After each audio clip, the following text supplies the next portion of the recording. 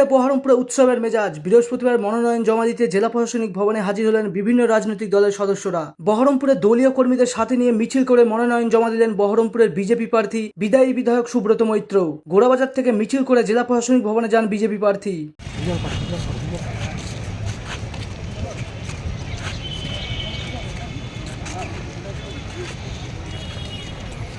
আমি কোনো লড়াইয়ের মধ্যে নেই। আমি আমার নিজের প্রতিদ্বন্দ্বী, আমার কোনো প্রতিদ্বন্দ্বী আছে বলে আমি মনে করি না। অপশাসনের হাত থেকে তৃণমূল সরকারটাকে সরাতে হবে। লড়াইটা সেখানে সকল ভারতীয় জনতা পার্টি তৃণমূলের বিরুদ্ধে লড়ছে।